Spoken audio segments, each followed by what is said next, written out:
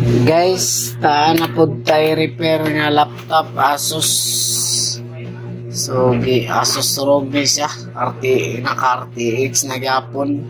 So ang issue ani is muandar siya pero walay display kung gamitag HDMI na ay display. So lahi ni siya issue atong una na kung gi-repair.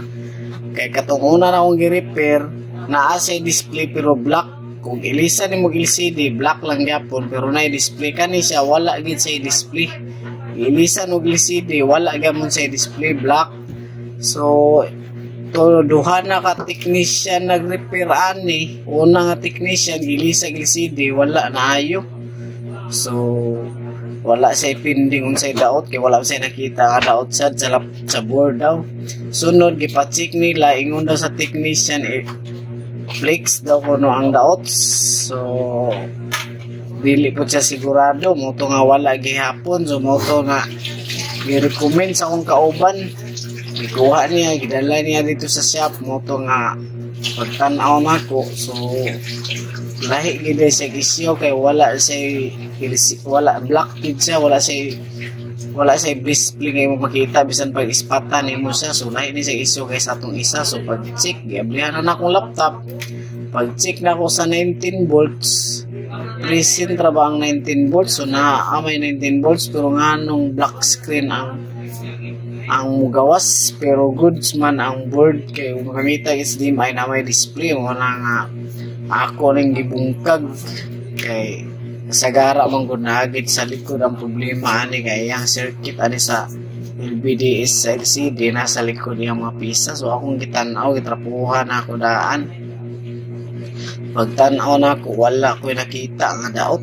So medyo naglibog ko. So kani siya nga issue, hard trouble gini mga inani nga issue.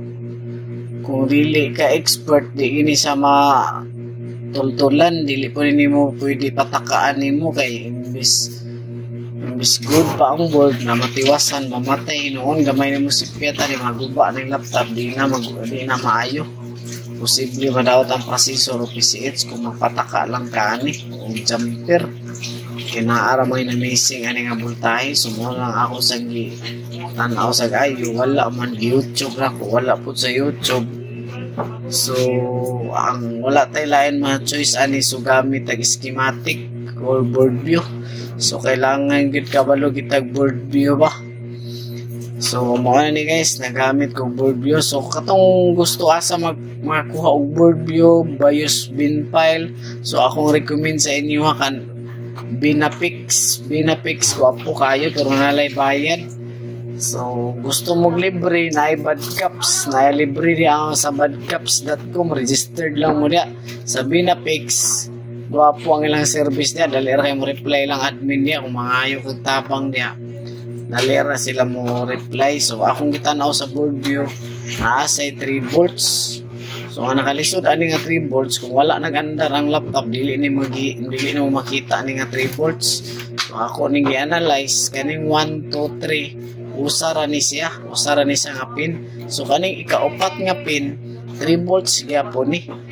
So ang resulta ani ang missing ani nga voltahe kaning pin number 4 missing sa 3 volts. So ang 1 ug 2 ug 3 usara man to ako na siyang gi-jumper na lang padulong sa 4. So makita ninyo na dinamperan. So na missing ang 3 volts sa number pin number 4. So akong gi-jumper na lang sa 1 2 3. So para masuplayan siya og 3 volts. So after ana, so pagkaugma na ako gitiwas kay hapon naman ni gidala. Wala na tiwas na dugay ko ani kay nagi-cleaning pud ko ani. So pagkaugma na ako gitiwas mo nang lahi na pud ako ang nasuot. Gitiwas na ako pagkaugma. Kay medyo relax naman na kay nasa po naman ang daot.